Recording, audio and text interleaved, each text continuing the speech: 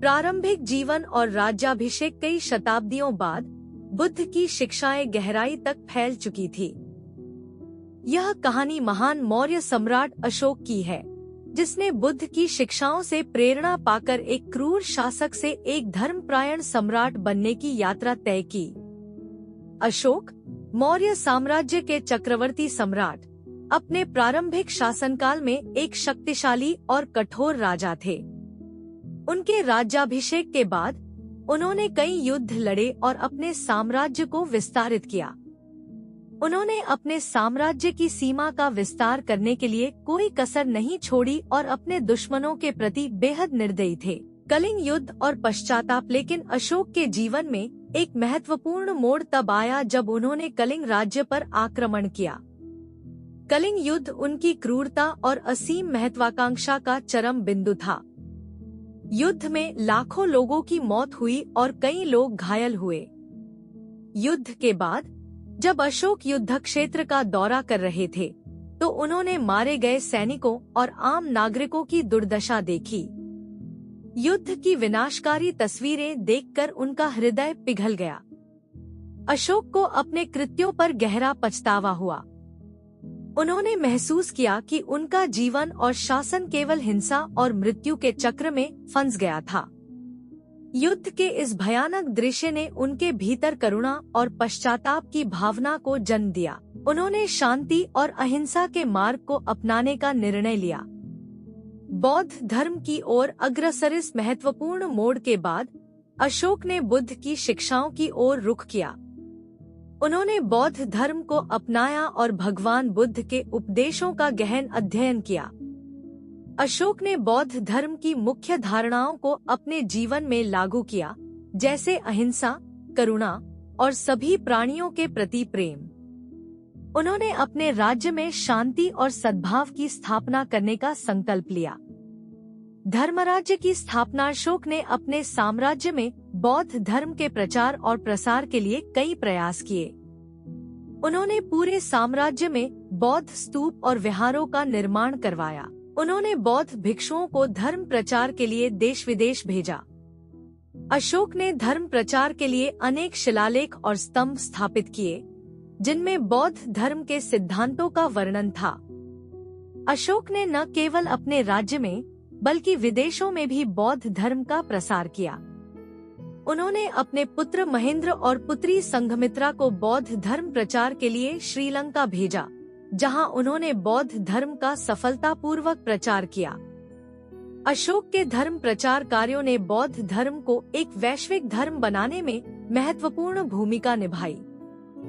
सामाजिक और आर्थिक सुधार। बुद्ध की शिक्षाओं से प्रेरित होकर अशोक ने कई सामाजिक और आर्थिक सुधार किए। उन्होंने किसानों के लिए सिंचाई प्रणाली का निर्माण कराया और जलाशयों का निर्माण किया, जिससे कृषि उत्पादन में वृद्धि हुई। अशोक ने गरीबों और जरूरतमंदों के लिए अस्पताल और औषधालय स्थापित किए। उन्होंने पशु चिकित्सा केंद्रों का भी निर्माण कराया, जहां बीमार और घायल पशुओं की देखभाल की जाती थी। अशोक ने अपने राज्य में शांति और सद्भाव की स्थापना के लिए न्यायिक प्रणाली में भी सुधार किए। उन्होंने न्यायाधीशों को निष्पक्ष और दयालु बनने का आदेश दिया।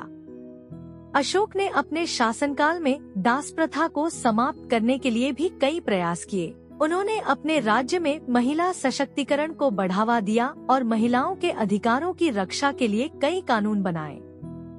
बौद्ध धर्म परिषद और धम्म प्रचार। अशोक ने बौद्ध धर्म के प्रचार और प्रसार के लिए तीसरी बौद्ध संगीति धर्म परिषद का आयोजन किया। इस परिषद में बौद्ध भिक्षुओं और विद्वानों ने भाग लिया और बौद्ध धर्म के सिद्धांतों को व्यवस्थित रूप से संकलित किया। इस परिषद का मुख्य उद्देश्य बौद्ध धर्म को एक संगठित और व्यवस्थित धर्म के रूप में प्रस्तुत करना था। अशोक ने अपने साम्राज्य में धम्म प्रचार के लिए कई दूत भेजे। उन्होंने धर्म प्रचारकों को विभिन्न देशों में भेजा, जिनमें ग्रीस, मिस्र, सीरिया और श्रीलंका शामिल थे। अशोक के धम्म प्रचार के प्रयासों ने बौद्ध धर्म को एक वैश्विक धर्म बनाने में महत्वपूर्ण भूमिका निभाई। उनके प्रयासों से बौद्ध धर्म न केवल भारत में बल्कि पूरे विश्व में फैल गया। अशोक का व्यक्तिगत जीवन और आध्यात्मिक साधना। अशोक ने अपने व्यक्तिगत जीवन में भी बौद्ध धर्म के सिद्धांतों का पालन किया। उन्होंने अपने जीवन को सरल और तपस्वी बना लिया। अशोक ने अपने परिवार के सदस्यों को भी बौद्ध धर्म अपनाने के लिए प्रेरित किया। उन्होंने अपने पुत्रों और पुत्रियों को धर्म प्रचार के लिए विभिन्न देशों में भेजा। अशोक ने अपने जीवन के अंतिम वर्षों में गहन आध्यात्मिक साधना की और धम्म मार्ग का अनुसरण करते हुए अपना जीवन व्यतीत किया। अशोक का उत्तराधिकार और धरोहर। अशोक के निधन के बाद उनके उत्तराधिकारियों ने उनके धार्मिक और सामाजिक सुधारों को जारी रखा। उनके द्वारा स्थापित बौद्ध स्तूप और विहार आज भी बौद्ध धर्म के महत्वपूर्ण तीर्थ स्थल बने हुए हैं। अशोक के शिलालेख और स्तंभ उनके महान शासन और धर्म प्रचार के साक्ष्य हैं। अशोक के धम्म प्रचार के प्रयासों ने बौद्ध धर्म को एक वैश्विक धर्म बनाने में महत्वपूर्ण भूमिका निभाई और आज भी उनके योगदान को सराहा जाता है। निष्कर्ष, राजा अशोक की कहानी एक महान प्रेरणा का स्रोत है। यह कहानी दर्शाती है कि कैसे एक क्रूर और महत्वाकांक्षी शासक ने बुद्ध की शिक्षाओं से प्रेरणा पाकर अपने जीवन को बदल लिया और अपने राज्य में शांति और सद्भाव की स्थापना की। अशोक की कहानी यह भी सिखाती है कि करुणा, अहिंसा और प्रेम के सिद्धांतों को अपनाकर हम अपने जीवन में सकारात्मक परिवर्तन ला सकते हैं और समाज में शांति और सद्भाव की स्थापना कर सकते हैं। बुद्ध की शिक्षाओं से प्रेरित होकर अशोक ने एक महान धर्मराज्य की स्थापना की, जो आज भी बौद्ध धर्म के अनुयायियों के लिए एक प्रेरणा स्रोत है।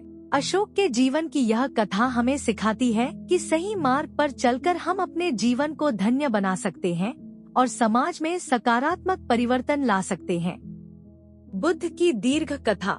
गौतम बुद्ध और सुजाता की कहानी प्रारंभिक जीवन और ज्ञान की खोज। कई शताब्दियों पहले कपिलवस्तु में सिद्धार्थ गौतम का जन्म हुआ। वे शाक्य वंश के राजा शुद्धोधन और रानी महामाया के पुत्र थे। सिद्धार्थ का जन्म एक राजसी परिवार में हुआ था और उन्हें सभी सांसारिक सुख सुविधाएं प्राप्त थीं। लेकिन सिद्धार्थ का मन इन भौतिक सुखों से संतुष्ट नहीं था। वे जीवन और मृत्यु के गूढ़ रहस्यों को समझना चाहते थे। सिद्धार्थ ने 29 वर्ष की आयु में अपने परिवार और राजमहल को त्याग दिया और सत्य की खोज में निकल पड़े। उन्होंने कई गुरुओं से शिक्षा ली और कठोर तपस्या की, लेकिन उन्हें संतोष नहीं मिला। वे जीवन की वास्तविक सच्चाई को समझने के लिए संघर्षरत थे। कठोर तपस्या और संघर्ष। सत्य की खोज में सिद्धार्थ ने नदियों और जंगलों में कठोर तपस्या की। उन्होंने भोजन और पानी का त्याग कर दिया और कठिन साधना की। उनकी तपस्या इतनी कठोर थी कि उनका शरीर अत्यंत दुर्बल हो गया था। उन्होंने अपने शरीर को हड्डियों और त्वचा का मात्र ढांचा बना लिया था। लेकिन इस कठोर तपस्या से भी उन्हें ज्ञान की प्राप्ति नहीं हुई। सिद्धार्थ की इस कठिन साधना को देखकर देवता भी चिंतित हो गए। उन्होंने सिद्धार्थ के प्रति अपनी करुणा प्रकट की और उन्हें मध्यम मार्ग अपनाने का सुझाव दिया। उन्होंने बताया कि कठोर तपस्या और अत्यधिक भोग दोनों ही ज्ञान की प्राप्ति के मार्ग नहीं है, बल्कि मध्यम मार्ग से ही सत्य की प्राप्ति संभव है। सुजाता की भेंट। इस समय सिद्धार्थ का शरीर अत्यंत कमजोर हो चुका था और वे नित्य नंदा नदी के किनारे एक वृक्ष के नीचे ध्यानमग्न बैठे थे। पास के गांव में सुजाता नाम की एक युवती रहती थी। सुजाता एक ब्राह्मणी थी और उसने संकल्प लिया था कि यदि उसकी मनोकामना पूर्ण होगी तो वह भगवान को खीर का भोग अर्पित करेगी। सुजाता की मनोकामना पूर्ण हुई और उसने खीर का भोग तैयार किया। एक दिन जब वह खीर लेकर नदी के किनारे गई तो उसने सिद्धार्थ को ध्यानमग्न अवस्था में देखा। सुजाता ने सोचा कि यह साधु ही वह भगवान है जिन्हें उसने खीर अर्पित करने का संकल्प लिया था। सुजाता ने बड़ी श्रद्धा से सिद्धार्थ को खीर का भोग अर्पित किया। सिद्धार्थ ने खीर ग्रहण की और उनके शरीर में ऊर्जा का संचार हुआ। उन्होंने महसूस किया कि अतिशय तपस्या और भोग दोनों ही ज्ञान की प्राप्ति में बाधक है। उन्होंने मध्यम मार्ग अपनाने का निश्चय किया और बोधि वृक्ष के नीचे ध्यानमग्न हो गए। ज्ञान की प्राप्ति। बोधि वृक्ष के नीचे ध्यान करते हुए सिद्धार्थ ने संकल्प लिया कि जब तक उन्हें ज्ञान की प्राप्ति नहीं होगी, वे वहां से नहीं उठेंगे। उन्होंने गहन ध्यान में प्रवेश किया और कई दिनों तक ध्यान करते रहे। अंततः एक पूर्णिमा की रात उन्हें ज्ञान की प्राप्ति हुई और वे बुद्ध जागृत हो गए। ज्ञान की प्राप्ति के बाद बुद्ध ने 4 आर्य सत्य और अष्टांगिक मार्ग की शिक्षा दी। उन्होंने बताया कि जीवन में दुख है, दुख का कारण है, दुख का निवारण है और दुख के निवारण का मार्ग है। अष्टांगिक मार्ग में सही दृष्टि, सही संकल्प, सही वाणी, सही कर्म, सही आजीविका, सही प्रयास, सही स्मृति और सही समाधि शामिल है। बुद्ध का धर्म प्रचार। ज्ञान की प्राप्ति के बाद बुद्ध ने अपना पहला उपदेश सारनाथ में दिया, जिसे धर्मचक्र प्रवर्तन कहा जाता है। उन्होंने अपने 5 पूर्व साथियों को धर्म का मार्ग दिखाया और उनके साथ बौद्ध संघ की स्थापना की। बुद्ध ने अपने जीवन के शेष वर्ष धर्म प्रचार में बिताए और अनेक लोगों को ज्ञान का मार्ग दिखाया। बुद्ध ने अपने उपदेशों में अहिंसा, करुणा और सहअस्तित्व पर जोर दिया। उन्होंने बताया कि सभी जीवों के प्रति करुणा और प्रेम का भाव रखना चाहिए और किसी भी जीव को हानि नहीं पहुंचानी चाहिए।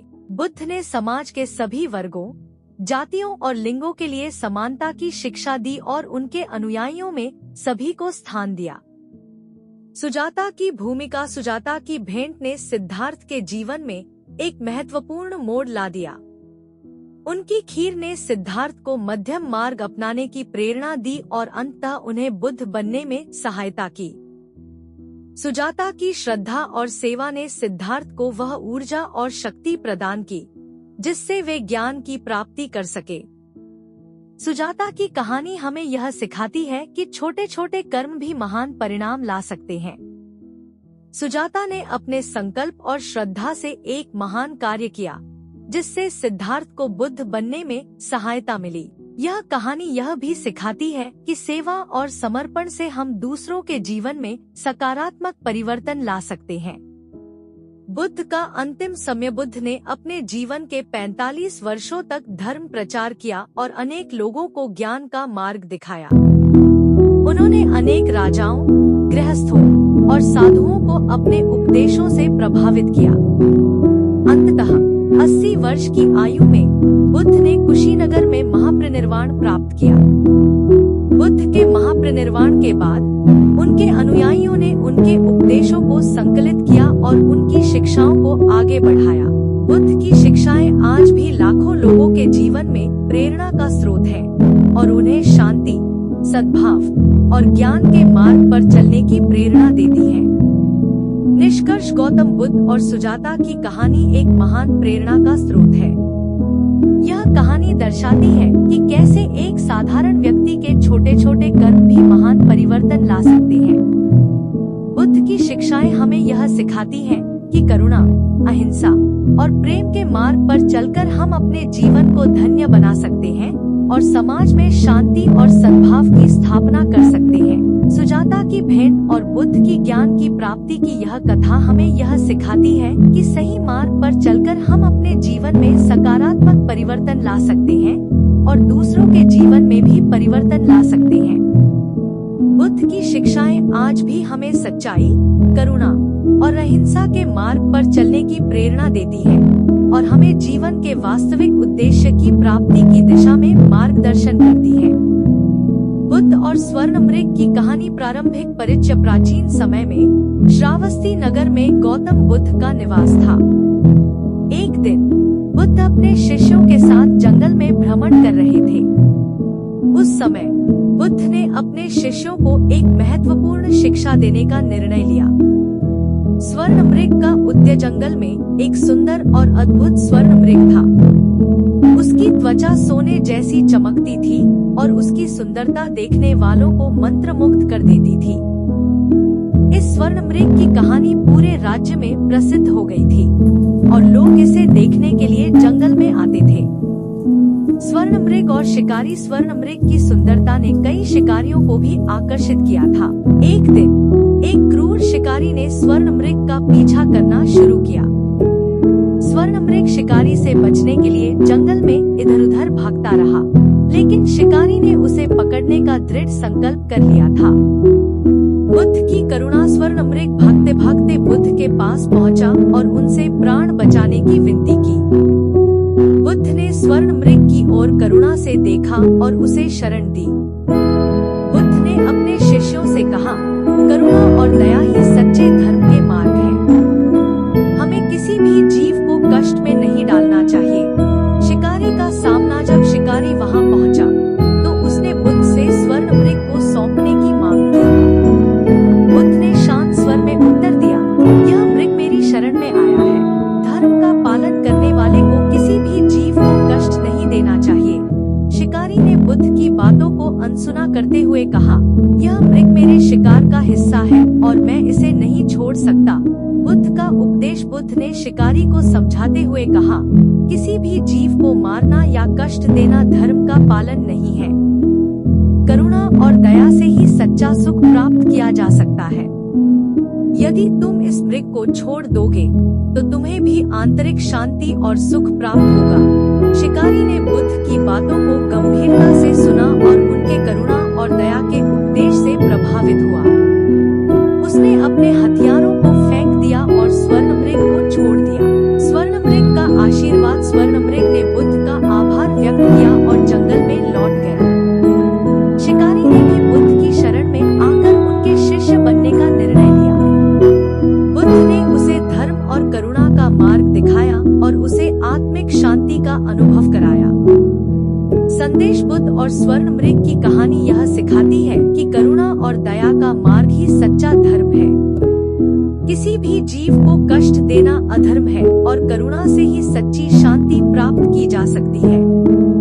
यह कहानी हमें यह भी सिखाती है कि सच्चे मार्गदर्शन से किसी भी व्यक्ति का जीवन बदल सकता है। निष्कर्ष। बुद्ध और स्वर्ण मृग की कहानी एक महत्वपूर्ण शिक्षा देती है कि करुणा और दया ही सच्चे धर्म के मार्ग हैं। यह कहानी हमें यह सिखाती है कि किसी भी जीव को कष्ट देना अधर्म है और करुणा से ही सच्ची शांति प्राप्त की जा सकती है। सच्चे मार्गदर्शन और धर्म के पालन से किसी भी व्यक्ति का जीवन बदल सकता है और उसे आत्मिक शांति का अनुभव हो सकता है। बुद्ध और कुष्ठ रोगी की कहानी। प्रारंभिक परिचय। यह कहानी गौतम बुद्ध के समय की है, जब वे अपने शिष्यों के साथ गांव-गांव जाकर लोगों को धर्म का उपदेश देते थे। उनकी करुणा और प्रेम के कारण लोग उनसे बहुत प्रभावित होते थे। बुद्ध का संदेश सभी के लिए समान था, चाहे वे राजा हों या गरीब, स्वस्थ हों या बीमार। उनकी शिक्षाएं करुणा, दया और सेवा पर आधारित थी। कुष्ठ रोगी का जीवन। कुष्ठ रोग से पीड़ित एक व्यक्ति का नाम था सुदामा। वह बहुत ही गरीब था और समाज से बहिष्कृत था, क्योंकि उस समय कुष्ठ रोग को अछूत माना जाता था।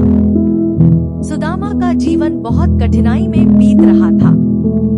उसे कहीं भी सहारा नहीं मिलता था और लोग उससे दूर भागते थे। बुद्ध का आगमन। एक दिन बुद्ध अपने शिष्यों के साथ सुदामा के गांव पहुँचे। गांव में उनके आगमन की खबर फैल गई और लोग उनसे मिलने के लिए आने लगे। बुद्ध ने गांव के लोगों को धर्म का उपदेश दिया और करुणा, दया और सेवा के महत्व को समझाया। सुदामा की आशा। सुदामा ने बुद्ध के बारे में सुना और सोचा कि शायद बुद्ध ही उसे उसकी पीड़ा से मुक्ति दिला सकते हैं। वह बड़ी मुश्किल से बुद्ध के पास पहुंचा। बुद्ध ने उसे देखकर कहा, आओ, मेरे पास आओ। सुदामा ने रोते हुए कहा, हे महात्मा, मैं एक कुष्ठ रोगी हूँ और समाज ने मुझे अछूत बना दिया है। क्या आप मुझे इस पीड़ा से मुक्ति दिला सकते हैं? बुद्ध की करुणा। बुद्ध ने सुदामा को अपने पास बुलाया और कहा, सच्ची मुक्ति केवल शारीरिक पीड़ा से नहीं, बल्कि मानसिक और आत्मिक शांति से मिलती है। बुद्ध ने सुदामा को धम्म की शिक्षा दी और कहा कि करुणा, दया और सेवा के मार्ग पर चलकर ही सच्ची शांति प्राप्त की जा सकती है। शिष्यों की प्रतिक्रिया। बुद्ध के शिष्यों ने देखा कि उनका गुरु एक कुष्ठ रोगी के पास बैठे हैं और उसे शिक्षाएं दे रहे हैं। वे इस दृश्य से प्रभावित हुए और बुद्ध की करुणा और दया की प्रशंसा करने लगे। बुद्ध ने कहा, धर्म केवल स्वस्थ और धनी लोगों के लिए नहीं है। धर्म सबके लिए है, चाहे वह कोई भी हो। सुदामा का परिवर्तन। सुदामा ने बुद्ध की शिक्षाओं को आत्मसात किया और उनके मार्गदर्शन में ध्यान और साधना करने लगा। धीरे धीरे उसका मानसिक और आत्मिक विकास होने लगा। उसकी करुणा और दया बढ़ने लगी और उसने अपने जीवन को दूसरों की सेवा में समर्पित कर दिया। समाज का दृष्टिकोण। सुदामा के परिवर्तन को देखकर गांव के लोग हैरान रह गए। वे बुद्ध की शिक्षाओं के प्रभाव को देखकर सुदामा को सम्मान देने लगे। सुदामा अब समाज में एक सम्मानित व्यक्ति बन गया था और लोग उसकी सेवा और करुणा की प्रशंसा करने लगे।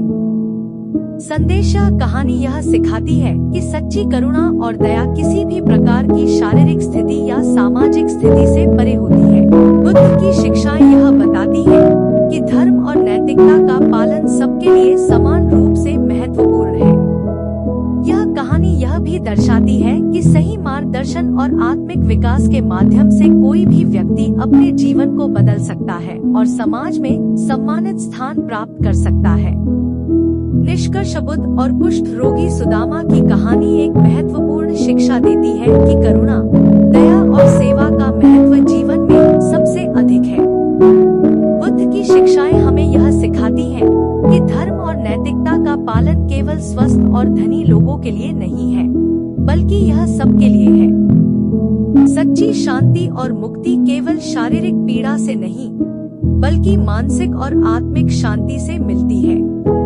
राजा श्रेणिक और बुद्ध की कहानी। प्रारंभिक परिचय। राजा श्रेणिक मगध के एक प्रसिद्ध और शक्तिशाली राजा थे।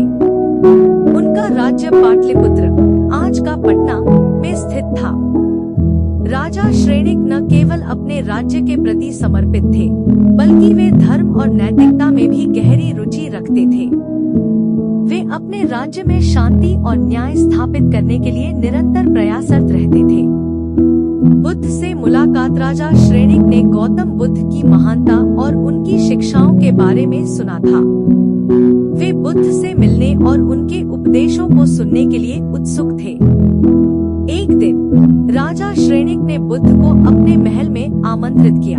बुद्ध ने उनके निमंत्रण को स्वीकार किया और राजा श्रेणिक के महल में पहुँचे।